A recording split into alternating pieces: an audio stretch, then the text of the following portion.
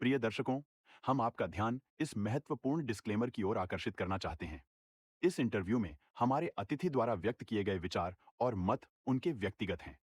ये आवश्यक रूप से हमारे YouTube चैनल या संपादकीय टीम के दृष्टिकोण का प्रतिनिधित्व नहीं करते हैं। हमारा लक्ष्य एक ऐसा मंच प्रदान करना है जहां पसमानदा विषय से संबंधित विविध दृष्टिकोण प्रस्तुत किए जा सकें। हम विभिन्न विचारों को सामने लाने का प्रयास करते हैं, लेकिन इनका समर्थन या विरोध नहीं करते। आपके समय और सहभागिता के लिए हम आभारी हैं। यदि आपके कोई प्रश्न या चिंताएं हैं, तो कृपया हमसे संपर्क करने में संकोच न करें। पसमानदा समुदाय का महत्वपूर्ण अंग होने के लिए धन्यवाद। सादर, अब्दुल्ला, मंसूर, पसमानदा डेमोक्रेसी। नमस्ते, आदाब। पसमानदा डेमोक्रेसी की इस खास पेशकश शख्सियत से मुलाकात में आज हम बिहार के जाने माने पसमानदा एक्टिविस्ट से बात करेंगे, जिन्होंने न केवल बिहार बल्कि देश में जो मुस्लिम समाज के अंदर सामाजिक न्याय की एक फहरिस्त शुरू हुई, उसके संस्थापकों में से एक हैं। और इनके बारे में मैं तो बहुत ज़्यादा नहीं, ये इनसे ही जानेंगे कि इसकी शुरुआत कैसे हुई और किन परिस्थितियों ने इन्हें, जो एक बात कही जाती है कि मुसलमानों के अंदर किसी तरीके का कोई छुआछूत नहीं है, कोई भेदभाव नहीं है, कोई जात पात नहीं है, इन्होंने उसको पकड़ा और पकड़ के केवल उस पर न केवल चर्चा की बल्कि उसको सामाजिक के साथ साथ राजनीतिक मुद्दा भी बनाया। आप इस बारे में आप बताइए। पहले तो अपना एक परिचय दे दीजिए कि किन परिस्थितियों ने आपको। मेरा नाम डॉक्टर नूर हसन आज़ाद है और मैं राजापुर मैनपुरा, पटना, बिहार का निवासी हूँ। और मैं जिस मोहल्ले में रहता हूँ उसका नाम मोइनपुरा है, यानी मोइनुद्दीन नाम के जमींदारों की ये बस्ती है। और यहाँ मुसलमानों की छुआछूत, भेदभाव है ही, यहाँ लाश से भी छुआछूत है। हमारे मोहल्ला में देखने के मिलेगा। राजधानी के पटना 1 में रहते हैं तो यहाँ पर धुनिया के कब्रिस्तान अलग, पमरिया के कब्रिस्तान अलग, साई के कब्रिस्तान अलग, सैयदों के कब्रिस्तान अलग, और बगल में गांव है उसमें कुंजरा के कब्रिस्तान अलग। तो ये हमारे यहाँ कोई सिखाएगा, कोई बताएगा, हम इसका खुद भोगी हैं इस मोहल्ले में कि मेरे लाश से छुआछूत है। दूसरे अलावा कि जहाँ इस्लाम में पढ़ने की हिदायत दी गई है, हमारे यहाँ मदरसा को आज तक मदरसा नहीं बना। हम लोग हिंदी से उर्दू पढ़े हैं और उर्दू से अरबी पढ़े हैं। हम लोग को ये बात के प्रूफ है कि यहाँ पिछड़े लोगों के लिए कहीं पर भी पढ़ने का ये दर्सगाह नहीं है, सिर्फ मस्जिद है।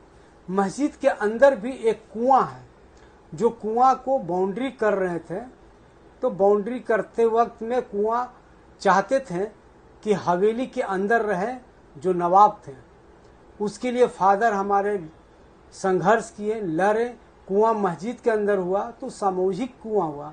उस लड़ाई में यहाँ के पूर्व स्पीकर रह चुके स्वर्गीय गुलाम सरवर साहब भी आकर समझौता किए। वो समझौता पेपर हमारे पास मौजूद है। इस तरह से छुआछूत, भेदभाव हमारे समाज में है और इस पटना में है। जब पटना की हालत ये है तो गांव की हालत क्या होगी, इसी से सोचने की जरूरत है। इसी सोच के अंतर्गत हम लोग ने 1 मई 1994 को बैकवर्ड मुस्लिम मोर्चा एजाज अली के नेतृत्व में गठन किया। एजाज अली राह भटक गए, हम उनकी नीयत पर शक नहीं करते हैं। राह भटक गए तो फिर हम लोग ने 25 अक्टूबर 1998 को पसमानदा मुस्लिम महाज बिहार नामक हमने इसी घर से शुरू किया। प्रदेश कहिए या राष्ट्रीय कार्यालय कहिए, हमारी ही घर था, हमारी घर था। और वो कार्यालय आज भी आपको दिखलाए हैं कि नीचे के रूम में कभी किरदार नहीं लगाए। आज भी ऑफिस के रूप में, पसमानदा आंदोलन के रूप में वो ऑफिस चल रही है। और हम लोग ने पूरे बिहार में अपनी समाज को, यानी कि पसमानदा समाज को जगाया। चूँकि पसमानदा शब्द का माने होता है व्यापक, और फारसी का शब्द है पस माने पीछे और मांदा माने छूट गया। जो इस विकास के दौर में, तालीम के दौर में, अर्थ के दौर में, सियासत के दौर में जो पिछड़ गया वो पसमानदा है। और जो अकल वाले हैं, जो कम संख्या वाले हैं, वो अकलियत है। वो अकल से हम लोग को पूरे हक अधिकार को खा जाते थे। उस अकलियत के काउंटर में, उस अकलियत के काउंटर शब्द में हम लोग ने पसमानदा गढ़ा और बहुत लोगों को मिर्ची लगा। यहाँ तक कि जो माय समीकरण था उनको भी बुरा लगने लगा, लेकिन वो भी हमारे लाइन पर आए। उनके यहाँ क्रिमिनल, गुंडे, बड़े बड़े सांसद थे, हमको धमकियां मिलती थी। हम लोग को कहता था कि आपको पता नहीं है, आप लोग को दुनिया से उड़ जाएंगे। हम लोग ने उनको धमकाया कि कोई बात नहीं है। एक जगदेव बाबू की हत्या होने पर पीछे लोगों की राजनीति ऐसी चमकी कि लालू यादव जैसे लोग पैदा हुए और कर्पूरी ठाकुर जैसे लोग पैदा हुए। अगर मुसलमानों में एक आध दर्जन अगर जगदेव बाबू की तरह गोरा समाज में हमारा इनकलाब आ जाएगा, इसी डरे धमकी से उन लोगों ने हम लोग को धमका के रखा, लेकिन हिम्मत नहीं हुआ कि हम लोग को कोई बाल बाका करे। इसलिए आपको लड़ने की जरूरत है, सोचने की जरूरत है। इसलिए हम लोग ने गांव में चौपाल लगाया, चाहे लखीसराय से मुगलसराय तक रेलवे लाइन पर सारे गांव को टच करके खड़ा किया। उस समय लालू के काउंटर में हम लोग बड़े बड़े सभा करते थे, बिना पैसा का, बिना साधन का। विल पावर होना चाहिए, मेन पावर होना चाहिए। मनी पावर कुछ नहीं होता है, मनी पावर तो खुद हो जाता है। हमारा समाज आज करोड़ों में है। 1 रुपया अगर चंदा दे देगा तो 1 करोड़ रुपया चाहे तो 2 घंटा में हो जाएगा। आजकल गूगल का दौर है, लेकिन हमारा समाज, अंबेडकर साहब की वो कहावत है कि गुलामों को गुलामी के एहसास करा दो, खुद गुलामी के बेरिया तोड़ देंगे। हमारा समाज बेरिया में है, हमारा समाज गुलामी है, जेहनी गुलामी है। कसीदा का चद्दर, चांदी का गढ़ा हुआ चद्दर जाकर पत्थर पर चढ़ा देगा, लेकिन अपने चचा बाबा गांव में मोटिया चादर ठंडा में नहीं देगा। उसी तरह हिंदू में अब अंधभक्त लोग हैं, तो दोनों तरफ से अंधभक्त लोग हैं। अंधभक्त से आज जो देश का जो अल्पसंख्यक लोग हैं, अकलियत के लोग हैं, चाहे हिंदू में अकलियत हो चाहे मुसलमानों में है, वो अकलियत नहीं अकल वाले हैं। हिंदू के नाम पर, मुसलमान के नाम पर हम लोग को राजनीति कर रहा है। इसलिए चाहे मुसलमानों को जितनी भी संस्थाएं हो, अलीगढ़ यूनिवर्सिटी हो, जामिया मिलिया हो, चाहे भागलपुर में मुस्लिम हाई स्कूल अकलियत का हो, चाहे मधुबनी में मेडिकल कॉलेज हो, चाहे कटिहार में मेडिकल कॉलेज है, पूरे देश में हो, उसमें मुसलमानों का जो संस्थाएं चलाते हैं इतने बेईमान है कि उसमें सामाजिक न्याय नहीं है, उसमें आरक्षण नहीं है। और जो सरकार की छोटी छोटी संस्थाएं हैं, चाहे ITI हो, चाहे कॉलेज हो, चाहे कुछ भी हो, स्कूल हो, उसमें जो सरकार के अधीन है उसमें आरक्षण है। यानी कि मुसलमान के जो संस्थाएं हैं वो बेईमान है। पिछड़ों मुसलमानों के लिए, दलित मुसलमानों के लिए, आदिवासी मुसलमानों के लिए, और जो सरकार की संस्थाएं हैं वो ईमानदार है, उसमें सामाजिक न्याय लागू है। इसलिए हमारी लड़ाई पसमानदा आंदोलन की लड़ाई ये भी है। हमारी लड़ाई संविधान की धारा 341 के पारा 3 में है, जो संविधानिक अधिकार है उसमें प्रतिबंध लगा है। हमारा गैर मुस्लिम भाई कहते हैं कि हम ढुकने नहीं देंगे, इसमें मुसलमान ढुक जाएंगे, मेरा अधिकार खा लेगा। भाई ये आप बताएं, 1931 में जातीय जनगणना हुई, 1936-37 से आरक्षण लागू हुआ, 1950 में जाकर प्रतिबंध लगा। तो बताओ आरक्षण का कोटा बाबा साहब भीमराव अंबेडकर ने हमारा हिस्सा लेकर आए थे कि नहीं आए थे? और उस समय जब बंद हुआ, प्रतिबंध हुआ, तब उसके बाद से आज तक आरक्षण के हिस्सा आप खा रहे हैं कि हम खा रहे हैं, ये बताएं। 1956 में सिख शामिल हुआ, उसमें नहीं कहेंगे कोटा बढ़ाए। 1990 में बौद्धिस्ट शामिल हुआ, उस समय नहीं कहेंगे कोटा बढ़ाए। जब हमारा आयोग ने रिकमेंडेशन किया, सच्चे राय समिति ने कहा और रंगनाथ मिश्र आयोग ने कहा, बूटा सिंह राष्ट्रीय अल्पसंख्यक आयोग के अध्यक्ष थे, उन्होंने कहा, तो अब दलित मुसलमानों के लिए सिर्फ भगवान से रिकमेंडेशन की जरूरत है, उसने कहा, तब फिर क्यों नहीं? आप कांग्रेस के रीजन में एक खतरनाक शब्द इसमें लिखा है कि again reconverse back to Hinduism, get status of the schedule caste, फिर आप धर्म परिवर्तन कर लीजिए तो आपको शेड्यूल कास्ट को मिलेगा।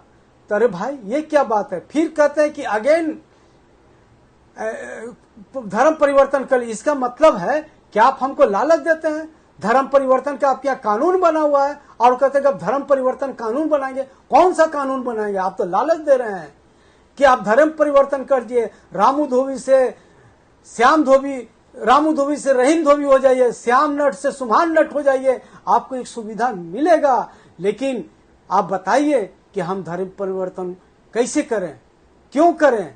यहाँ नरसंहार हुआ बिहार में, सैकड़ों नरसंहार हुआ, बातें नरसंहार हुआ, मियाँपुर हुआ, सेनारी हुआ, क्या नरसंहार हुआ, इतने ही दलित हिंदुओं पर जुल्म हुआ, वो धर्म परिवर्तन नहीं किया। हम धर्म परिवर्तन कर लें, कितनों भी जुल्म कर लीजिए, आस्था की रास्ता नहीं टूटेगा और हम लोग दलित एक समान, हिंदू हो या मुसलमान, ये लड़ाई हम लोग आगे लड़ेंगे। आप एक लंबी लड़ाई लड़े हैं जिसका प्रतिफल दिख रहा है आज। वो न केवल राजनीति में बल्कि अकादमिक जगत में भी इस पे शोध हो रहे हैं। जाहिर सी बात है कि आपको कई सारे बड़े बड़े प्लेटफॉर्म पे अपनी बात रखने का मौका मिला, जिससे न केवल देश बल्कि दुनिया के लोग मुतासिर हुए। तो आने वाली जो पीढ़ी है, उस समय जब आप आंदोलन कर रहे थे तो टेक्नोलॉजी उतना नहीं था, लोगों के अंदर जागरूकता नहीं थी और एक बयार नहीं चली थी उस तरीके से, एक माहौल नहीं बना था। लेकिन अब देखा जाए तो लगभग 3 दशक बीत चुके। तो 3 दशक बीतने के बाद जहां से शुरू किए थे आप आंदोलन, वहां से आज तक के सफर का मूल्यांकन करेंगे तो आप इसको किस रूप में देखते हैं? जो हम लोग ने सफर किया था पसमानदा आंदोलन का, और शब्दों में ज्यादा ताकत होती है और जो टीम वर्क होता है वो ज्यादा कारगर होता है। टीम वर्क में नेटवर्किंग तैयार की जाती है और जिसके पास टीम नहीं होता उसका नेटवर्क नहीं तैयार होता। जब कोई इलेक्ट्रॉनिक गुड्स और डिजिटल दुनिया नहीं थी तब पसमानदा आंदोलन पूरे देश में हम लोग चलाए थे। आज तो डिजिटल हो गया तो पूरी दुनिया जान रही है। तो कहीं भी आप कुछ करेंगे तो उसका फलसफा होगा। जैसे लोग गधेरी को नहीं जानते थे, हमने गधेरी बिरादरी के अंदर जाकर ससराम में हसनैन साहब से, एक ही आदमी उसमें पढ़ा लिखा मिला, इंटर पास, हसनैन साहब को पकड़े और कहें कि गधेरी बिरादरी न अग्रे है, न पिछड़े हैं, न दलित हैं, आप कैसे हैं? तो उन्होंने कहा कि हमको कोई पूछने वाला नहीं। हमने गधेरी बिरादरी में हर जगह जाकर गधेरियों को ये थी इकट्ठा किया और जकी हाई स्कूल में गधेरी बिरादरी के एक बड़ा सम्मेलन करके बैकवर्ड की लिस्ट में शामिल किया। उसी तरह से बक्खो बिरादरी भी शामिल नहीं था, उसको हम लोग ने भी बक्खो को शामिल करवाया। उसी तरह से जो बिरादरी को गाली था उसको हम कहें कि नाम नहीं बदलो और वही गाली को हम लोग आगे इस्तेमाल करेंगे। कहा जाता है कि सब जात से हारा, नाम परा भटियारा। हमने भटियारा को सब तावीज बनाकर जब इन लोगों को सामने रखा तो उन लोग को बुरा लगने लगा।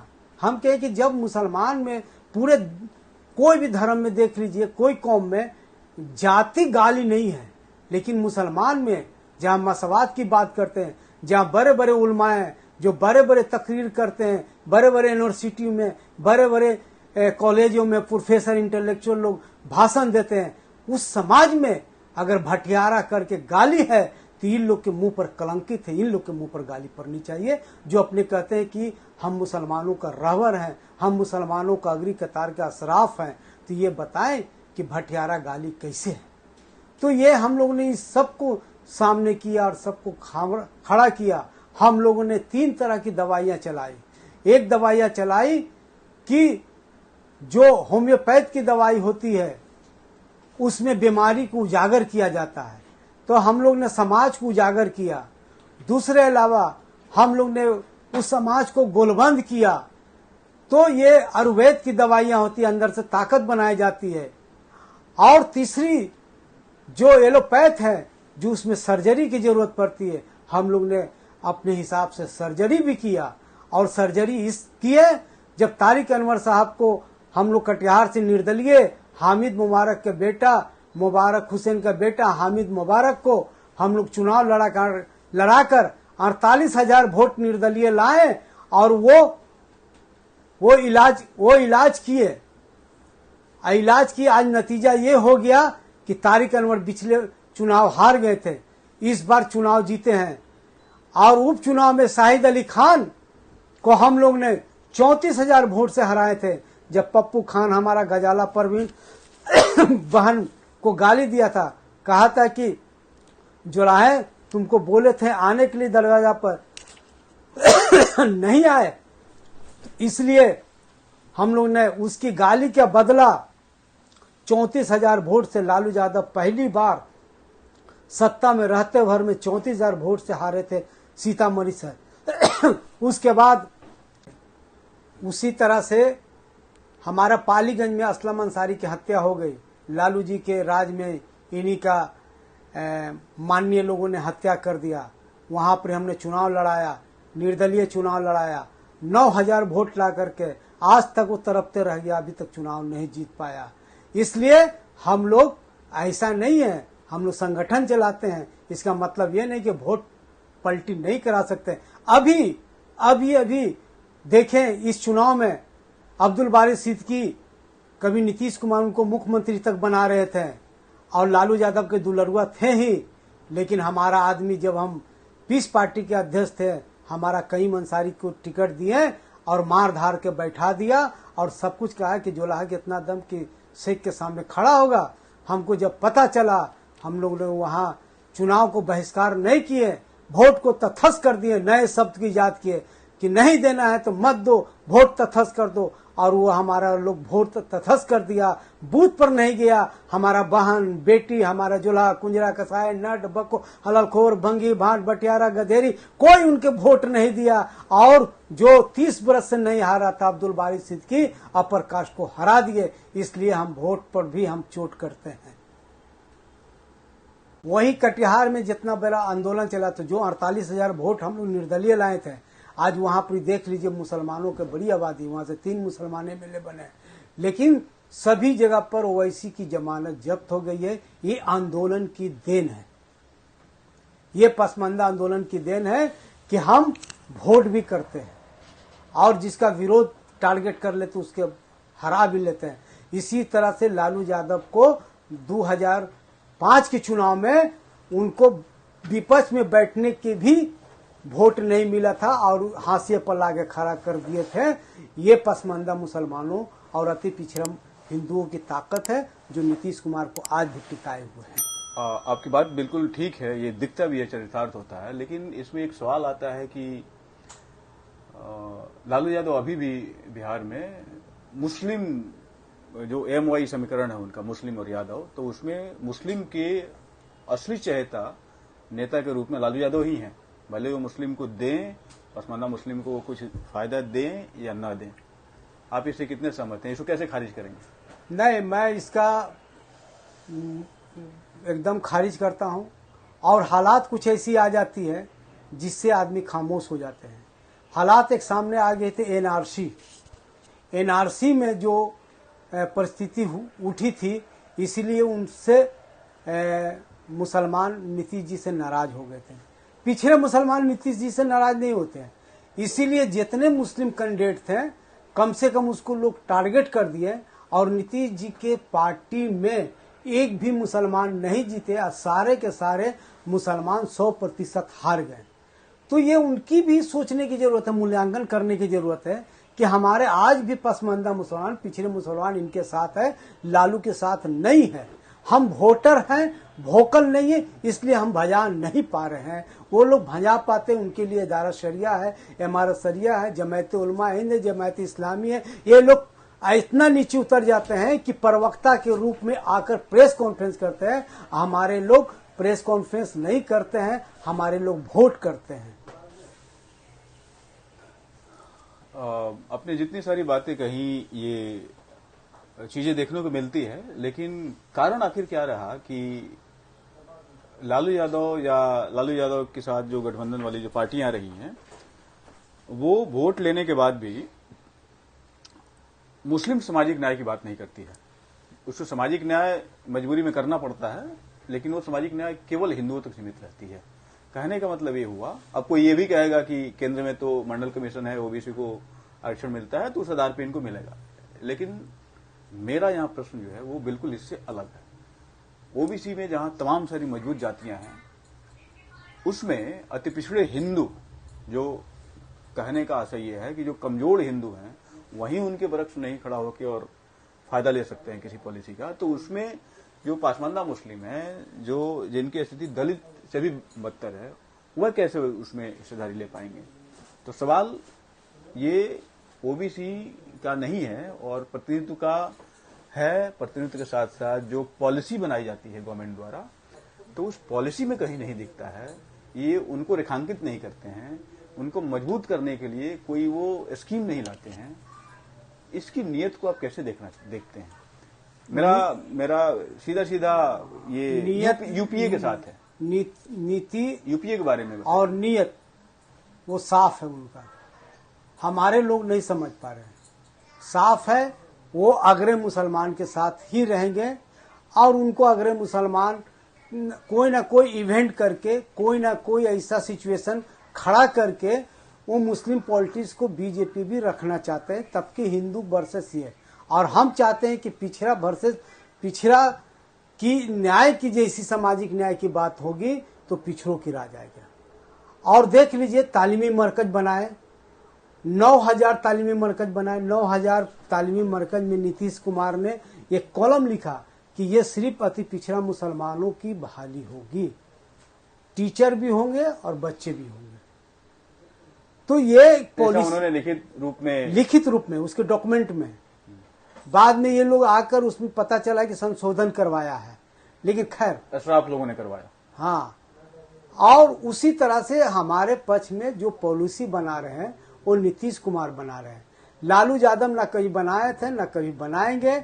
और जब लालू यादव को नीतीश कुमार से सरकार बनाना था तो उनके यहाँ एक ही पसमानदा मुसलमान थे, इसराइल मंसूरी, और रात में पासा पलटकर और एक शेख बिरादी समस्तीपुर के, तो उसको हटाकर उनको मंत्री बनाया। ये आंदोलन की देन है और वो व्यक्ति को समझना चाहिए कि अगर ये आंदोलन जिंदा है तब हम मंत्री बने, वरना हमको कौन पूछ रहा था।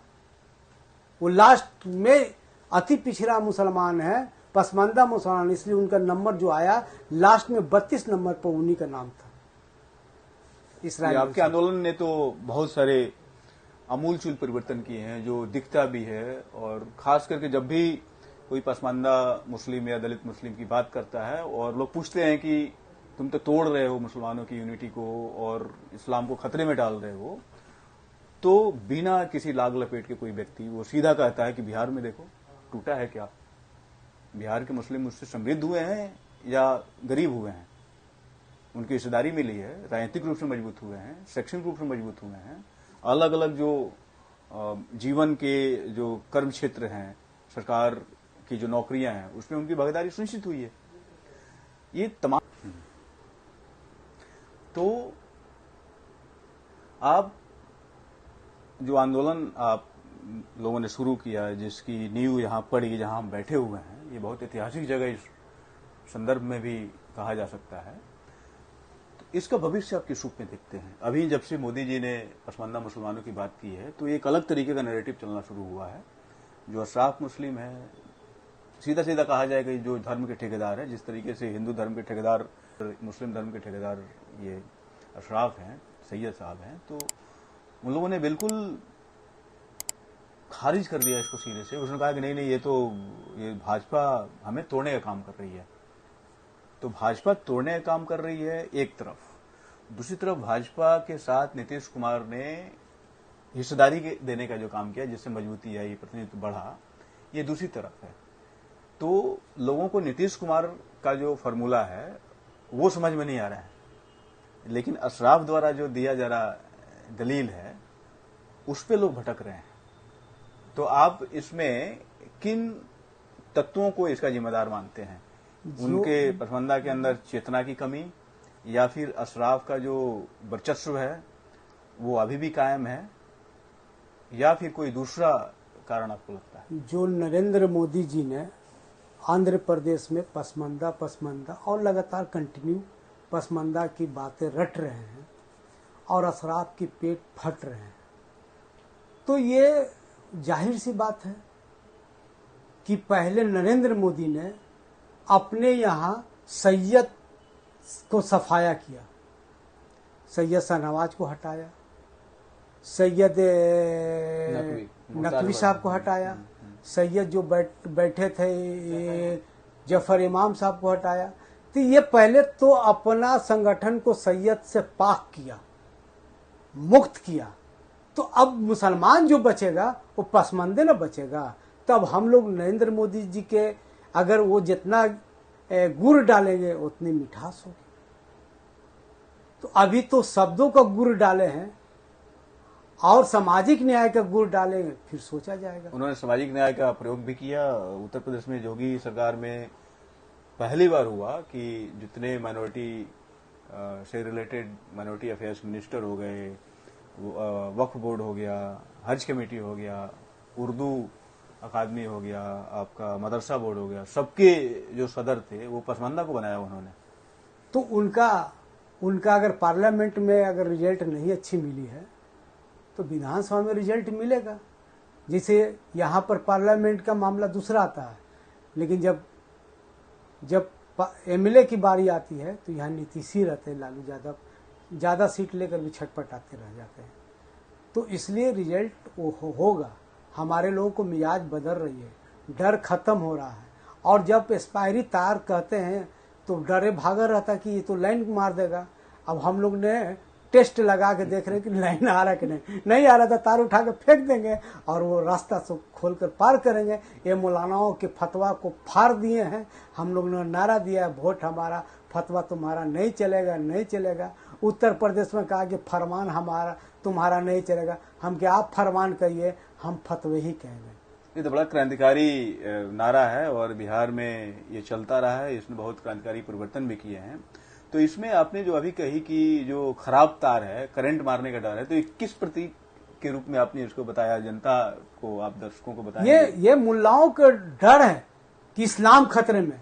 अरे भैया बताइए, इस्लाम कोई हवाई जहाज है कि फ्यूल खत्म हो गया खतरे में?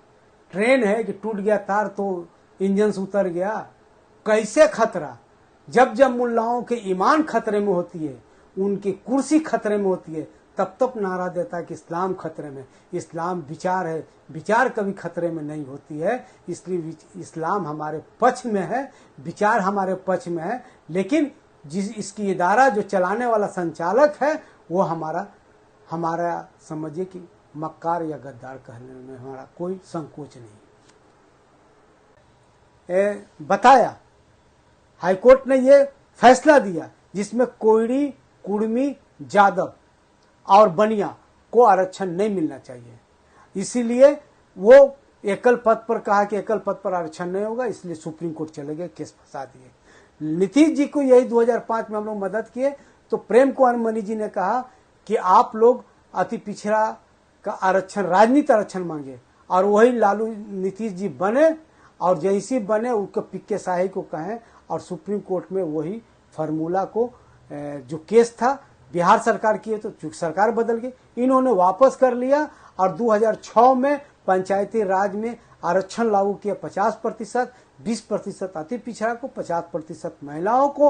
आज महिलाएं भागीदारी देख रहे हैं, मौन क्रांति हो रही है, तो वो उन्हीं का देन है। लालू यादव ने सिर्फ मुंह से बोली करवाया, वो बोलने का आवाज दिया, लेकिन जब न्याय और कुछ मुंह खोला अपने मांगने के लिए तब उसमें खुराक नहीं दिया। इसीलिए 2005 में हम लोग उनसे अलग हुए और बगावत। लेकिन दूसरी तरफ तो लालू यादव कर्पूरी ठाकुर का असली वारिस मानते हैं अपने आप को। इस पे क्या कहना है आपको? बारिश तो हम भी कहते, कई मंसारी का ओरिजिनल बारिश हम ही जयंती मना है। एकरा मतलब कौन जी खालिद अनवर उनका बेटा नहीं रहेगा? अरे बारिश होते हैं तो आप लागू करते हैं। कर्पूरी ठाकुर के बेटा को एमएलसी बना दीजिएगा या राज्यसभा भेज दीजिएगा तो उसकी बारिश तो ठीक है कहते कि हम उनके बारिश को बनाए, उनकी विचार को तो नहीं बनाए। सब पार्टी यही कहता कि हम उनके बारिश को बनाए, इसलिए हम उनके बारिश के पोषक हैं, ये ठीक कहते हैं, लेकिन उनके विचार की हत्यारा है कौन? लालू यादव। लालू यादव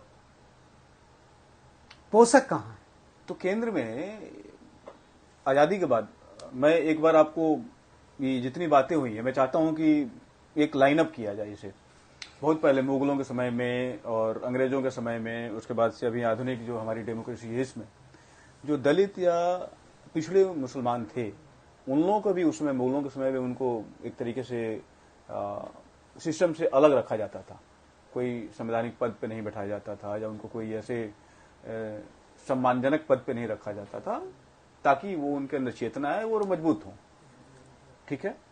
उसके बाद आता है अंग्रेजों का समय। अंग्रेजों के समय में भी यहाँ के जो देसी जागीरदार थे, मुस्लिम खास करके, और हिंदू में तो थे ही थे, तो उन लोगों ने भी जो कुछ अंग्रेजों के और जनता के बीच में जो चलता था, तो वो पूरे मुसलमानों की रहनुमाई करके और उनसे डायरेक्ट फायदा लेते थे।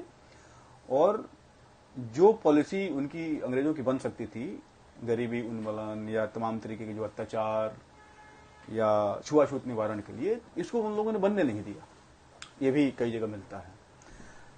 1904 में मोमिन कॉन्फ्रेंस की शुरुआत होती है। जाहिर सी बात है कि जब आज के जैसा उस समय का समाज नहीं था, इतना वेल एजुकेटेड और कॉन्फिडेंस और संवैधानिक उनको अधिकार मिला हो, उसमें जो लोकल रियासतें थी वो मजबूत थी। तो 1904 से चला हुआ आंदोलन, मैं या अधिकांश जो स्कॉलर्स हैं वो मानते हैं कि मोमिन कॉन्फ्रेंस जो था वो केवल मोमिन लोगों का या वो जो अंसारी लोग हैं उनका नहीं था, बल्कि उसके माध्यम से वो लोग समाज में एक चेतना भी फैलाने का काम कर रहे थे कि हमारा हक या फिर जो पसमंदगी है उसका जनक कौन है और हमें इससे कैसे निजात पाना है।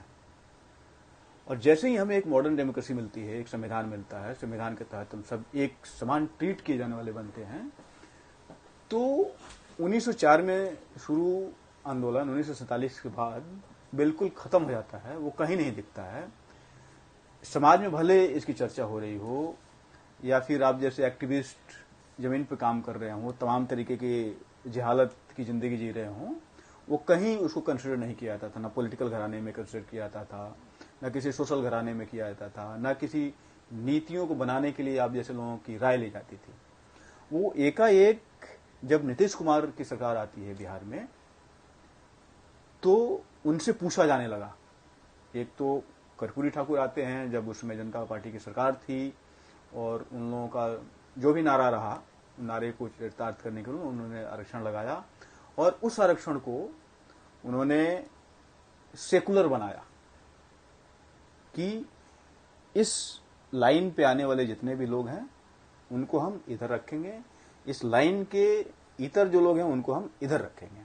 मतलब हम उन्हें न्याय भी देंगे और न्याय के साथ साथ विशेष अवसर भी देंगे, जिसको आप अति पिछड़ा कह रहे हैं, और उसके तहत बहुत तब्दीली आई हैं।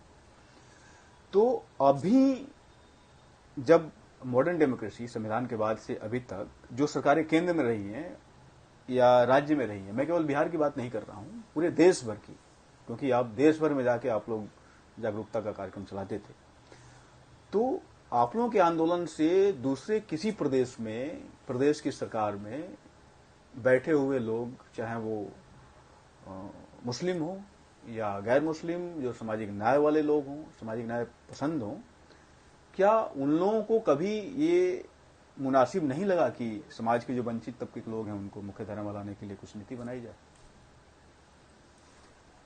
ये पूरी मुगलिया सल्तनत और गुलाम वंश में ये सब लोग प्लानिंग वे में नीच जात के लोगों को लिए, जियाउद्दीन बर्नी ने तो अपनी किताबों में लिखे हैं कि हम लोग को कुत्ता और सुअर कहा है, कि पिछड़े के हाथ में कलम नहीं थमाओ नहीं तो कुरफात मचाए। जिस तरह से कुत्ते और सुअर को गले में हीरे पन्ने नहीं जरे जाते हैं, जियाउद्दीन बर्नी तो लिखते हैं तारीख फिरोज शाही में।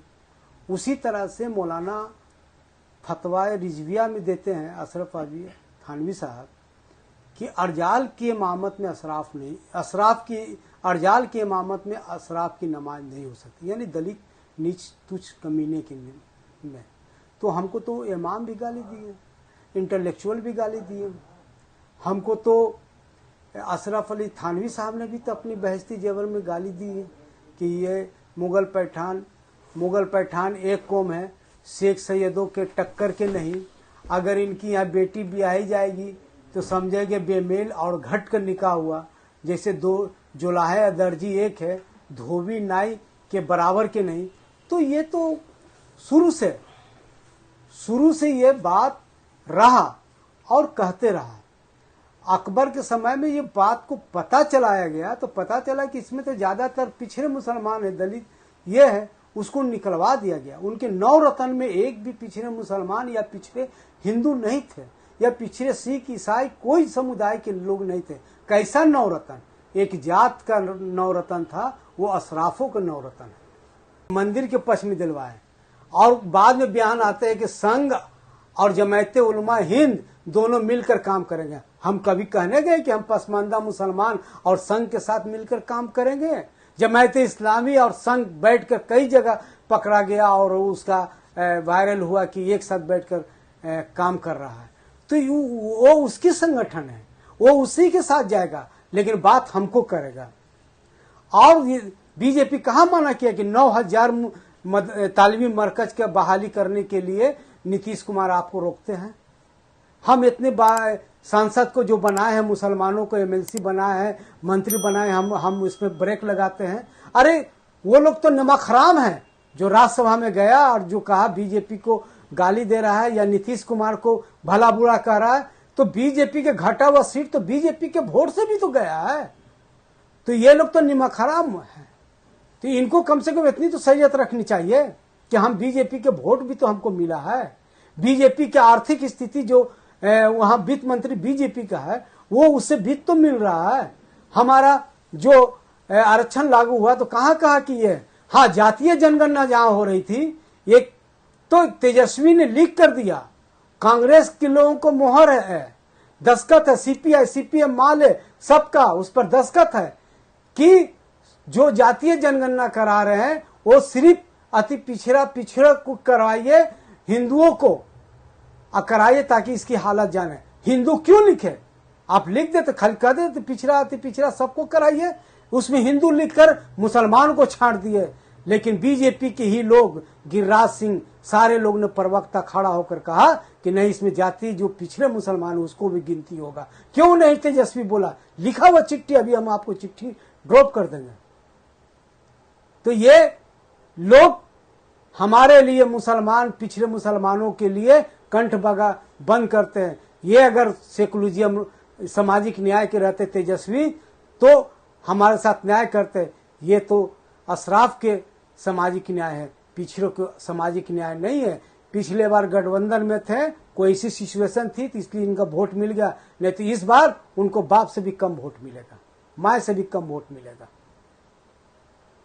बिहार में अभी तक देखा जाए, चूंकि बिहार एक असली है जहां से सामाजिक न्याय के बीज प्रस्फुटित होते हैं, चाहे वो कर्पूरी ठाकुर का दौर हो जहां से शुरुआत होती है पसमानदा भागीदारी की, पसमानदा मुस्लिम की भागीदारी अति पिछड़े के रूप में होती है, और उस समय का जो व्यक्ति यदि सिपाही में भर्ती होता है तो दरोगा बनकर रिटायर होता है, जो दरोगा बनता है वो डीएसपी बनकर रिटायर होता है, जो डीएसपी बनता है वो डीआईजी तक पहुंचता है। ऐसे ही अलग अलग महकमे में जो जाता है तो उसे समाज में एक मोटिवेशन भी मिलता है, जो नई पीढ़ी है वो प्रेरित भी होती है, और समाज में जो अलग अलग तरीके की ज्यादतियां की जा सकती थी या करते थे, इसमें लगाम भी लगता है, क्योंकि उस समाज के लोग भी सिस्टम में होते हैं। ये चीजें उत्तर प्रदेश या दूसरे किसी भी नॉर्थ इंडिया के स्टेट में नहीं होता है। बावजूद उसके पिछले 35 साल से बिहार में पिछड़ों की सरकार है, पिछड़ों की सरकार है, और इस पिछड़े की सरकार में सामाजिक न्याय सबसे बुलंदी के साथ सब लोग कहते हैं, नेता कहते हैं कि मेरा मकसद सामाजिक न्याय है। उस सामाजिक न्याय के बाद भी इन लोगों ने अभी तक केंद्र में बिहार के ही फॉर्मूले को कम से कम लागू कराने के लिए इन लोगों ने बात नहीं की, जबकि बिहार के फॉर्मूला यदि लागू होता है तो पूरे देश भर में इनका भी प्रचार प्रसार होता, इन पॉलिटिकल पार्टियों का भी। और जो बिहार में सामाजिक समीकरण है कि मुस्लिम की भी ये जातियां जो है पिछड़ी और दलित के समान है, तो उनको भी पूरे देश भर के जितने भी लोग हैं उनको लोकेट होने का, या फिर ये कह लीजिए कि उनको नीतियों के अंतर्गत लाकर उनके जीवन स्तर, सामाजिक आर्थिक स्तरों को उठाने का मौका मिलता। इन लोगों ने में से किसी ने भी बिहार जैसे फार्मूलों को लागू कराने की बात केंद्र में नहीं की। आप एक बहुत ही ज़हीन एक्टिविस्ट हैं, आप पल पल की घटनाओं पे निगाह रखते हैं, आप इसको किस रूप में देख रहे हैं? हम तो उस रूप में देख रहे हैं कि आप जैसे आप नीयत पे भी बात कीजिए। जिस तरह से नरेंद्र मोदी की राज में रोहिणी आयोग बना, इसी के लिए बना कि बिहार के तर्ज पर सामाजिक न्याय को लागू किया जाए, कर्पूरी फार्मूला लागू किया जाए। लेकिन वो राजनीति घटनाएं होती है और फिर वो बक्सा में चला जाता है, रिपोर्ट नहीं देता है। अब फिर हम लोग आंदोलन किए हैं और ये चिंता सिर्फ बिहार के लोगों का है, उत्तर प्रदेश को भी लोगों को चिंता होना चाहिए, जो अति पिछड़ा जीत के जाते हैं, जाटव, जादव या कुर्मी एथीस है, लेकिन वो बात नहीं बोलते हैं। नीतीश कुमार ही एक ऐसा आदमी है जो केंद्र में भी अति पिछड़ा लागू करो, कर्पूरी फार्मूला लागू करो के साथ वो आंदोलन करते हैं। तो क्या लालू यादव की पार्टी जो राष्ट्रीय जनता दल है इसके खिलाफ में है? एकदम खिलाफ में है। ये पंचायत में जब अति पिछड़ों की आरक्षण लागू हो रही थी तो सुप्रीम कोर्ट में लालू यादव ने गया, मंडल कमीशन कह रहा था कि मंडल कमीशन यहाँ लागू होना चाहिए, कर्पूरी फार्मूला लागू नहीं होना चाहिए, उसके लेकर आंदोलन किया। तो फिर हम लोग ये आप झूठ बोल रहे हैं, मुझे लग रहा है। नहीं, सच है। कर्पूरी ठाकुर ये लालू यादव ने एकल पद पर यहाँ आरक्षण दिए और कर्पूरी ठाकुर के फार्मूला लागू होना चाहिए, उन्होंने उसके खिलाफ सुप्रीम कोर्ट चले गए। वो केस अब बताता हूं। वो केस आया कि एमएलए एमपी ये सारे चीजों में जो मजबूत पिछड़ा है, BC2 है, वो बहुत मजबूत, इसलिए यहां आरक्षण लागू उसकी लागू नहीं होनी चाहिए।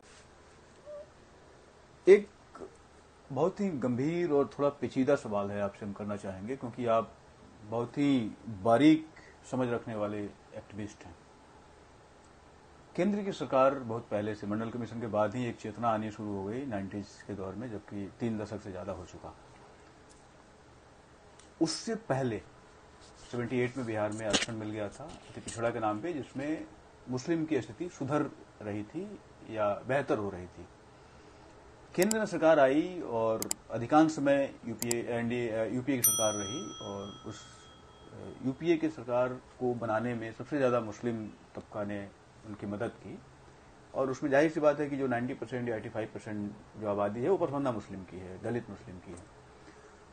तो क्या उनकी नीयत साफ नहीं थी कि उनके लिए कोई विशेष प्रायोजन करके और उनकी स्थिति को सुधारा जाए, या फिर अशराफ का एजेंडा था कि जो बैकवर्ड हैं, जो दलित स्टेटस रखने वाले मुस्लिम हैं, उनको उसी हालात में रहने दिया जाए ताकि जो अशराफ की पॉलिटिक्स, मतलब जो इस्लाम की पॉलिटिक्स है, वो करने में आसानी होगी? आप किस रूप में देखते हैं? देखिए, रंगनाथ मिश्रा आयोग बना सुप्रीम कोर्ट के हिसाब से, हाई लेवल प्रधानमंत्री कमेटी, सच्चर कमेटी बना जिसमें रिकमेंडेशन किया। लेकिन बदकिस्मती से जब दलित मुसलमानों को आरक्षण पर प्रतिबंध लग रहा था, उस समय मौलाना आजाद थे। इस समय सच्चर समिति रंगनाथ मिश्रा को दलित मुसलमानों को लागू करना चाहिए। इस समय 3 इडियट थे। 3 इडियट फिल्म में पॉजिटिव लोग काम किए, लेकिन ये 3 इडियट जो मुसलमान थे, गुलाम नबी आजाद, सलमान खुर्शीद, अहमद पटेल, तो ये 3 इडियट मिलकर सोनिया गांधी को गला दबा दिया और नहीं होने दिया, जिसका नतीजा सोनिया गांधी चाहती भी थी। हमारा कई लोगों से बात हुआ, मेघा पाटकर से भी बात हुआ कि मैडम चाह रही है, लेकिन मुसलमान का जो है, तो ये मुसलमान का नेता कैसे हुआ? सलमान खुर्शीद ने ब्याह तो दूसरे से किया। ये भाजपा के एजेंडे करते करते गुलाम नबी आजाद कांग्रेस से आजाद हो गए, और एक तो अल्लाह के प्यारे हो गए। तो ये लोग जिसका कोई ज्ञान नहीं है सामाजिक, वो मुसलमान का एजेंडा और मुसलमान का नेता हो जाता है। इसीलिए हमारा 3 इडियट पर आज भी सवाल है कि ये लोग तो मुसलमान नहीं है।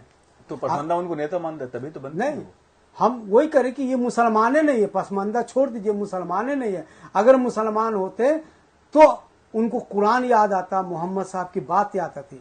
मोहम्मद साहब ने कहा था कि जो गरीब है उसका हिस्सा अव्वल है। उमर फारूक रजी अल्लाह ताला ने कहा था कि जो मजबूर है मेरे नज़र में सबसे मजबूत है। ये दोनों आदमी को बात नहीं माना, इसलिए मुसलमान से खारिज करता, मुसलमान है ही। और यही लोग हमको सर पर ताज बना के रखते, इसलिए हम लोग खारिज नहीं करते। इसीलिए हम लोगों ने नारा दिया, वोट हमारा जुबान तुम्हारा नहीं चलेगा, नहीं चलेगा, वोट हमारा फतवा तुम्हारा नहीं चलेगा, नहीं चलेगा। ये हम लोग ने किए और इसको हम लोग नेता नहीं मानते। मुझे लगता है कि इस तरीके की जो ये नारे हैं इसका बहुत गहरा प्रभाव पड़ता है समाज में और लोग जागरूक होते हैं। लेकिन कुछ तब्दीलियां हुई, बहुत सारे मुद्दों पे तो बात करना नहीं चाहेंगे क्योंकि वो सब पुराने हो गए। जैसे 3 तलाक को लेके हुआ था तो उस पर कुछ हमने पसमानदा जो एक्टिविस्ट थे उन लोगों को सुना, या फिर इसमें जो यूनिफॉर्म सिविल कोड की जो बात आई तो उस पर भी पसमानदा जो लोग थे कुछ तो वो भी उस पर बात कर रहे थे। तो इसको खास करके जो ग्राउंड लेवल पे काम करने वाले जो एक्टिविस्ट हैं वो उसको कैसे देखते हैं, कि उनके पक्ष में है या उनके विपक्ष में है, या इससे अशराफ का नुकसान है इसलिए यही सब आंदोलन ने मुस्लिम प्रसला बोर्ड ये सब मिलकर ये लोग की आंदोलन ने हम लोग की आंख खोल दिया कि कहावत है, खट मरे मुर्गी और बिलाए खाए अंडा, भीड़ हम लगाए नेता ही बनाए, सर हम गिनाए सरदार ही बनाए। इसीलिए हम लोगों ने उसके खिलाफ आंदोलन किया कि ये जज्बाती मुद्दों से हमें कोई मतलब नहीं। हमारी रोजी रोटी के मतलब है, हमारा आरक्षण का मतलब है, हमारा सामाजिक न्याय क्या है, हमारा सम्मान का है, हमारी मसवात क्या है। हम अपने एजेंडे पर अपने समाज को गोलबंद करेंगे, इसके यहाँ नहीं जाएंगे, इसलिए इनकी दुकान बंद हो जाते हैं। लेकिन फिर भी कोई ना कोई ऐसी एजेंडा दे देते हैं जिससे लोगों मुसलमान जज्बात में। लेकिन 3 तलाक वाले मुद्दे पे तो उन्होंने अशराफ ने तो पूरा पसमानदा को अपने पीछे खड़ा कर लिया था। हाँ, लेकिन 3 तलाक के तो होने के बाद भी कुछ लोग इसके विरोध में थे, आखिर के लागू तो हो गए, कहाँ रोक पाए। आप पसमानदा पर्सपेक्टिव से इसको कैसे देखते हैं कि अच्छा हुआ या बुरा हुआ? नहीं, अच्छा हुआ। मोदी जी का ये जो काम है वो सबसे अच्छा है। मैं इसलिए पूछा कि आपने कहा, शुरू में ही आपने कहा था कि जो इदारे या जो संस्थाएं मौलानाओं के पास है या शाफियों के पास है उसमें पसमानदा को कुछ नहीं मिलता है, जो सरकार के पास रहती है उसमें हमें हिस्सेदारी मिलती है। तो इसलिए मैंने इस सवाल को, हाँ, डॉली एक्ट का जैसे केस है, इदारा सरिया में चल जाए तो कुछ नहीं मिलेगा। डॉली एक्ट के केस में लड़का छोड़ के जाएगा तो जेल में मिलेगा और न्याय भी मिलेगा और छोड़ने पर पैसा भी मिलेगा, तो वहाँ न्याय भी है। यहाँ नहीं है। कोई वहाँ से आया तलाक दे दिया, जाके वहाँ पूछ रहा है कि तलाक दे दिया तो ये तलाक हो गया। अरे भैया, तलाक का तरीका है, तरीका कभी नहीं बताएगा। एक तलाक दे दिया हो गया, फोन से तलाक हो गया, ऐसे तलाक हो गया, फोन से निकाह हुआ था क्या? तो ये सब चीजें जो प्रतिबंध अंकुश लगा है तो इसमें समाज के लिए अच्छा, ये खास तौर से पिछड़े गरीब जो मुसलमान जो इस तरह से चीजें करते हैं, जो शराब की नकल करके हाँ, नुकसान जो अपने नुकसान के, जैसे इमराना के केस में क्या दिया कि उसके ससुर ने, उसके ससुर जो बलात्कार किया वो सौहर हो गया। तो अब तो एक नई परंपरा की शुरुआत कर दिया मुल्ला लोग ने, जो लड़के हमको पसंद हो गया उसको साला बलात्कार कर दो, वो हमारे मेहरारू हो गए बिना निकाह किए हुए। और बाहर मौलाना, ऐसे मौलानाओं को हम क्या कहें? कोई बढ़िया अगर शब्द है तो बोलिएगा आप ही। हम तो ऐसे लोगों को तो जूता से मारना चाहते हैं। लेकिन अब आप देखिए, ये फिर घेर लेंगे आपको, जितने भी कोई घेरेगा हम नहीं पीछे भागने ये बिक गया ये आदमी, या फिर फतवा निकालेंगे वो सब। वो उससे कोई फतवा इनके उड़ा दिए हैं, फतवा फाड़ के फेंक दिए हैं। तो और मतलब हमारे फतवा के खिलाफ पहला लड़ने वाला आजादी के बाद वो था बिस्मिल्लाह खान। बिस्मिल्लाह खान पर यही मौलाना बुखारी ने फतवा लगाया था कि शहनाई बजाना और जोक से खून चूसना ये लाल बेगियों का काम था। तो लाल बेगी वैदी का काम करता था, खून चूसता था, तो वैद तो ये हराम है, इसकी कमाई भी हराम है। उन्होंने केस लड़ा, बनारस के केस में जीता भी। मौलाना ने इतना गुस्सा हो गया, बिस्मिल्लाह खान ने इतना गुस्सा हो गया, मौलाना के हार हुई, कोर्ट में उनकी जीत हुई और हज करने गए। और उसके बाद मौलाना बिस्मिल्लाह खान ने गुस्सा हो गया इतना कि सुन्नी से शिया हो गए। ये शिया कैसे हुए ये भी रिसर्च का विषय है। ये बुखारी फतवा नहीं देते तो आज भारत रत्न एक सुन्नी होता मुसलमान, ये शिया कैसे हो गए?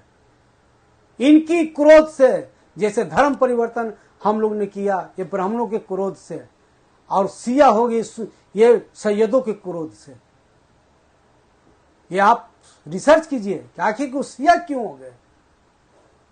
तो ये इनकी फतवा चलेगा, हमारा पूर्वज लड़ चुका है, कुछ नहीं होगा। ये लोग एक्सपायरी तार है, फ्यूज बैटरी है, अब फोड़ के फेंक देने की जरूरत है, कुछ नहीं होगा। वो आंदोलन का नेता है बनेगा। और राहुल गांधी, सॉरी, ये राजीव गांधी, इंदिरा गांधी, ये लोग अनुकंपा नेता थे, इसलिए दोनों में फर्क हम देखते हैं। आंदोलन और अनुकंपा। हाँ, तो इसलिए राहुल को बहुत सा चीज दिखाई दे रहा है, इसलिए वो कभी भी होगा तो वो उस तरह से, इसलिए जो हाउस में बात उतार रहा है तो ऐसा बोल रहा है जैसे लग रहा है कि कोई पिछड़ा का बेटा बोल रहा है। अब एक दूसरी चीज, ये सवाल से ही सवाल उठता है, आम जनता का सवाल है, और आप चूंकि जमीन से जुड़े हुए हैं, कई सारी नीतियों पे आप काम कर रहे हैं, अभी भी सरकार की जो बदलती हुई नीति या बदलाव के लिए बनती नीतियों पे आप बहुत पैनी निगाह रखते हैं। लोग कहते हैं, और ये कई बार सोशल मीडिया पे भी सुनने को मुझे मिल जाता है, या और बहुत सारे लोगों को यूट्यूब चैनल पे भी कुछ लोग आप दे रहे होते हैं साक्षात्कार अपना, तो पूछते हैं कि राहुल गांधी की इतनी अच्छी नीयत है तो जिन प्रदेशों में कांग्रेस की सरकार है वहां पे जाति गणना क्यों नहीं करा रहे हैं? आप इन दोनों स्टेटमेंट को किस रूप में देखते हैं? हमको लगता है कि जातीय जनगणना उस स्टेट में कराएगा, क्योंकि पहला केंद्र की बारी है। जैसे बिहार ने कराया, बिहार में कराया, तो अब तो केंद्र, अब कांग्रेस तो की जितनी सरकार है तो कम से कम अपने स्टेट से करा के एक ओपिनियन तैयार करके हाँ, तो सरकार को प्रेशर डाल अभी तो तत्कालीन केंद्र का मामला है। केंद्र नहीं कराएगा तो स्टेट करा लेगा। केंद्र अगर केंद्र पर दबाव बना रहा है, केंद्र वो एक कॉलम बनावे। दबाव बनाने के पहले 2 कदम चलना पड़ता है। किसी के घर से जाके और उसको निकालने के लिए आपको उसके दहलीज पे जाना पड़ता है। तो जातीय जनगणना की आप प्रेशर डाल रहे हैं, तो जातीय जनगणना कराने के लिए आप अपने स्टेट से करा के, डाटा सारे स्टेट के पास होते हैं, उसको आप आउट कीजिए। आउट करने के बाद आपके पास एक तथ्य हो जाएगा, तो आप सरकार के ऊपर और बेहतर प्रेशर डाल सकते हैं। मैं नियत पे बात कर रहा हूं, क्योंकि ओबीसी को लेके कांग्रेस के पास कोई नियत नहीं रही है, जिसका नतीजा रहा है कि ये सरकार आई। एकदम आप जो कह रहे हैं, ओबीसी का जो कमीशन है वो नहीं बना, संवैधानिक उसको दर्जा नहीं दिया गया, इसलिए ओबीसी के जो हित है उसका कोई संरक्षण नहीं होता था। और वही उसमें बहुत सी कमियां, उसमें पावर भी नहीं दी गई कि ये चीज खाली जाति को इंक्लूड एक्सक्लूड करने का है, इंक्लूड कीजिए या तो फिर बाहर कीजिए, वही पावर है। तो कितना साल तक ये निकालते रहेगा, बाहर करते रहेगा उसको, उस समाज को, पिछड़े समाज को आर्थिक स्थिति, नौकरी में क्या डेवलप किया, कौन जाति कितना डेवलप की, कौन जाति को निकाला जा सकता है, कौन जाति को इकोनॉमिकली मजबूत करे, सोशली मजबूत करे, ये रिसर्च करने के लिए अगर पावर और पैसा देता तो आज दूसरे, हमको लगता है कि दूसरे सामाजिक न्याय मंत्रालय की भी जरूरत नहीं पड़ती। सही बात कह रहे हैं आप। तो ये कांग्रेस की दोषी है, इसलिए कांग्रेस भोगी है, भोग रहे हैं। अभी भी एक तरफ देश के बड़े नेता प्रधानमंत्री पसमानदा की बात कर रहे हैं, कहीं कहीं वो टेस्ट करने के लिए कुछ कुछ जगहों पे वो बिठा भी रहे हैं पसमानदा समाज के जो व्यक्ति हैं उसको। उदाहरण के लिए उत्तर प्रदेश या फिर केंद्र में भी उन्होंने भाजपा का राष्ट्रीय उपाध्यक्ष शायद उन्होंने बनाया है, मंसूर साहब, जो एमयू के वाइस चांसलर हैं, मैं नाम भूल रहा हूं उनका, और वो बात भी कर रहे हैं प्रधानमंत्री। लेकिन कांग्रेस इस मुद्दे से बिल्कुल अपने आप को किनारा कर रही है। तो आप इसको किस रूप में देखते हैं कि कांग्रेस की क्या मजबूरी है कि वो पसमानदा की बात नहीं कर रही है? हाँ, तो अभी तक अगर अकल नहीं हुआ है तो फिर पप्पू बने रहेंगे।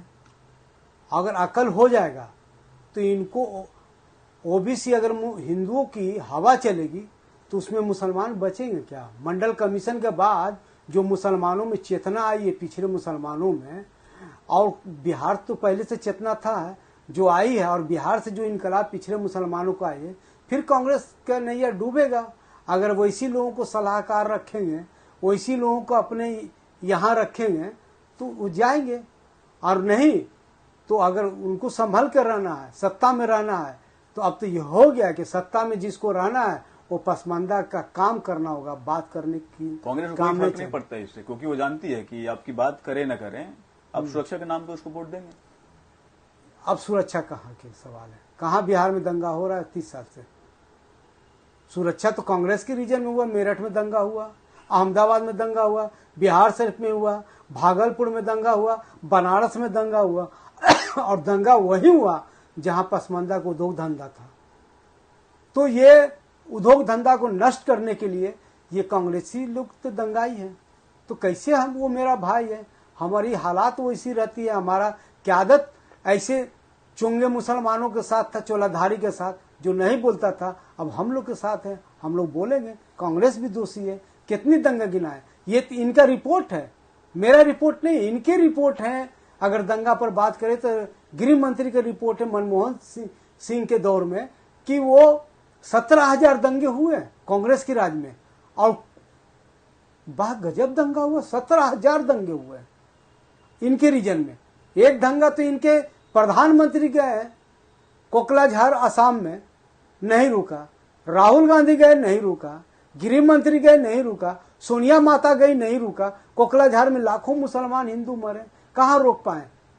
जैसे मणिपुर में दंगा नहीं रुक रहा वैसे कोकलाझार में नहीं रुका था। कोकलाझार में फिर चुनाव समय था, हो गया खत्म।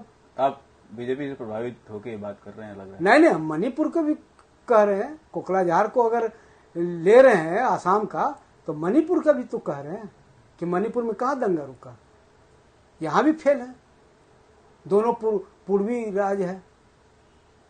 ये बात केवल आप ही कह रहे हैं, ये जनता भी यही, जो एक पॉलिटिकल एनालिसिस्ट हैं या फिर राजनीतिक विश्लेषक जिसे कहते हैं, या जो सुधार्थी हैं, वो इन चीजों को समझ रहे हैं, महसूस कर रहे हैं। लेकिन अभी भी जो अधिकांश आबादी है मुस्लिम की, वो ये मानने के लिए तैयार नहीं है। नहीं मानने आप उन्हें कैसे ये बात बताएंगे? अरे तो वो नहीं मानने के लिए तैयार है, उनके हम सर्टिफिकेट लेंगे। सर्टिफिकेट की जरूरत है, सर्टिफिकेट गृह मंत्री नहीं देता, गृह मंत्री का सर्टिफिकेट मेरे पास है। दंगा में कितने लोग मरे, मेरठ में लाखों हजारों लोग मरे थे, अलीगढ़ यूनिवर्सिटी में कितने लोग दंगा हुए थे, ये तो बड़े बड़े दंगे हुए थे ना। फुलवारी शरीफ में दंगे हुए थे, लगातार एक महीना रहा दंगा। ये सब कांग्रेस के रीजन में हुआ, सब कांग्रेस की सरकार में हुई, केंद्र में भी, बिहार में भी, डबल इंजन की सरकार जिसको आप लोग आज के शब्दों में कहते हैं, उस समय हुई। सत्येंद्र बाबू के राज में भागलपुर में दंगा हुआ, मेरा रेशम उद्योग खत्म हो, 1 महीना तक चला दंगा। उसी दंगा से लालू यादव निकला कि कांग्रेस की उखाड़ फेंक, और उसी लालू यादव ने उसी कांग्रेस से सरकार बनाया, उसी कांग्रेस से बहुत लोग हाथ मिला। तो क्या कांग्रेस लालू यादव के समय में कहीं दंगा नहीं हुआ? लालू यादव के राज में एक आध दो हुआ होगा तो हुआ होगा, हम बहुत ऐसा दंगा नहीं हुआ, और हुआ भी तो कंट्रोल हुआ। नहीं, सरकार की नीयत रही कि हम कंट्रोल कर ले, और एक सरकार की नीयत रही कि जब तक होते रहे तो होते रहे, अपने से कंट्रोल हो जाए। दंगा तो वैसे भी स्टेट स्पॉन्सर्ड होता है, सरकार चाहती है तो रुकता है, चाहती है तो भड़कता है, नहीं होता। तो ये बात है कर रहे हैं, इसीलिए चलते चलते काफी सारी चीजों पे और बहुत ही थॉट प्रोवोकिंग आप बात कर रहे हैं, बहुत लॉजिकल बात कर रहे हैं, जिसमें बहुत समेकित विकास निहित है। जो आप ये बात कर रहे हैं, तो ऐसी स्थितियों में जो यूनिफॉर्म सिविल कोड की बात जो चल रही थी, सरकार जो ला रही थी, तो इसमें भी बिल्कुल अशराफ वर्सेस पसमानदा काफी डिबेट हम देख रहे थे या अखबारों में पढ़ने को मिल रहे थे। तो इस पे क्या टेक है? पसमानदा जो एक्टिविस्ट हैं, जो ग्राउंड पे बदलाव चाहते हैं, ये क्या उनके पक्ष में होगा या उनके विपक्ष में होगा? हम यूनिसिविल कोड का हम इसलिए कह रहे हैं कि पहले डॉक्यूमेंट पूरा है, उसमें मेरे पक्ष क्या है कि विरोध का है कि क्या है, तो पढ़ेंगे तब ना सरकारी कानून को बात करें कि ये चीज़ हटाइए, ये जोड़ है।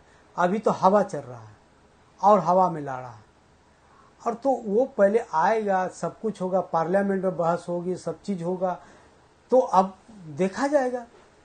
दूसरे अलावा कि मैं ये कहता हूँ कि मेरे पुतला जलाने के बाद, मेरे बुखारी के मारने के बाद आज तक बुखारी खानदान बिहार में नहीं आए, आप नोट कर लीजिए। अरे क्या बात है। जब यूसुफ अंसारी को ये बच्चे लोग छोटे छोटे थे तो यही बोला कि पापा यूसुफ अंसारी को मौलाना बोथाली ने माला है। हम बोले कि कौन बेटा, तो उस समय टीवी था, तो हम आके देखे, वो चैनल रात में भी चला और लगातार चलते रहा, चूंकि एक चैनल पर तो चला। तब हम लोगों ने कल होकर बुखारी का पुतला जलाया, डाकबंगला चौराहा पर पुतला जलाए और जलाकर बुखारी को पुतला जला दिए। ये कब की बात है? ये जब यूसुफ साहब से पूछिएगा वो कब मारे थे, देवगोरा की सरकार में। अच्छा। देवगोरा जब गए थे प्रधानमंत्री से मिलने के लिए, तो ये पूछा कि भाई आपने मिला तो दलित मुसलमानों को सवाल उठाया कि नहीं। ये यूसुफ अंसारी साहब पूछे, जी न्यूज में रिपोर्टर थे, तो उनको प्राक तबराक से मार दिया, 4-5 तबराक मार दिया। ये कोई वरिष्ठ पत्रकार, लोअर पत्रकार गैर मुस्लिम पूछता तो आप उसको मारते। यही आपका तहजीब सिखाया है, यही इस्लाम सिखाया है। तब बुखारी को आकर पुतला जलाएं बुध के दिन, और जुमरात के दिन खबर चली गई कि पूरा बिहार में। अब जुमा के बाद हम लोग ने उसी मस्जिद को हम लोग भी इस्तेमाल किए। पूरे बिहार के 35-38 जिला में, करीब 22 जिला में हम लोगों ने बुखारी का पुतला जलाए। और बुखारी जब यहाँ आया, उसके देवगोड़ा की पार्टी चल रही थी, उसके अध्यक्ष थे, ये क्या नाम है, दद्दन पहलवान। मोरिया होटल में भीड़ हुआ, हमको मौका मिल गया, कोई बात हुई, हम लोग झंडा में डंडा लगा के गए थे। उसके बाद बुखारी को मारने लगे, मारे, इतना हुरहार हुआ कि बुखारी घुस गया, कब थी क्या बोलते, चौकी के नीचे। उसके बाद उसको निकाल के टेबल से सुरक्षित ले गया। उसके बाद आज तक बिहारी के मार से बुखारी नहीं आया। बिहारी के मार से बुखारी नहीं आया, बिहारी की मार से बुखारी का बुखार उतर गया। हाँ, और जब पुतला जलाए तो ये सारे इदारा सरिया को, सारे शरीयत के जितने ठेकेदार थे सब फोन किया कि नूर साहब कम से कम इतने बड़े आलिम है, इमाम है, हम मानते उसकी पुतला नहीं जलाना चाहिए। तो हम कि नहीं, ये भी तो मेरे से गलती हुई, हम तो ले गए थे डाकबंगला चौराहा पर क्या बोलते हैं दफन करने के लिए, लेकिन सरकार ने दफन करने की इजाजत नहीं दिया। तो भारतीय परंपरा के तहत उनके दाह संस्कार कर दिए और जला दिए। पूरे बमक गए। हम कहे कि सुनिए, बहस मत कीजिए, आप हमको फतवा दीजिए कि इसको बीच चौराहा पर फांसी लटका दिया जाए। हम कोर्ट जाएंगे, हम लड़ेंगे, आपके खिलाफ लड़ेंगे, आपके समर्थन में लड़ेंगे। अगर आप मेरे खिलाफ फतवा दीजिएगा तो आपके बगल वाला जो होगा वो हमारा समर्थन में आ जाएगा। आइए मैदान में उतरिए, हम तैयार हैं। चूंकि हम लंगोटा बांध के तैयार है लड़ रहे हैं, चूंकि समाज को हम जगा दिए कि गुलामों को गुलामी के साथ दिला दो, खुद गुलामी के बेरिया तोड़ देंगे। हमारा भी अब बहकने वाला में से लोग नहीं है, हमारा लोग चलने वाला से है। तो ये फतवा को फाड़ के फेंक दिए हैं। ये फतवा इनका कुछ नहीं करेगा, कुछ नहीं करेगा। ये बिल्ली और म्याऊं म्याऊं करता है, बकरी की तरह मे मे करता है। हम लोग आज खुल के कह रहे, शेर की तरह धकार रहे हैं कि अगर हम फतवा बुखारी का पुतला जलाए हैं, बुखारी को मारे हैं, आए हम पर कोई फतवा दे। आप इतनी बातें कर रहे हैं, कांग्रेस की सरकार रहती तो आप बोल पाते? एकदम बोल पाते हैं। कांग्रेस के रिजर्व में तो हुआ, लालू जी के सरकार में तो मारे हैं। हम कांग्रेस की केंद्र में थी, बिहार में लालू यादव था, सेकुलर की सरकार थी, अशराफों की राज थी, उसमें हम लोग ने पीटा। चूंकि लालू यादव समझ गया था कि ये कौम तीर से तलवार, तीर से बाण निकल चुका है, इसको जितना छेड़ोगे उतने गए थे लोग समझाने के लिए। कुछ गुंडा उनके सांसद था समझाने के लिए, कोई गुंडा को लालू यादव बात नहीं माने, इस पर कोई एक्शन नहीं लिया। इसलिए जन बहुत बड़ी ताकत होती है।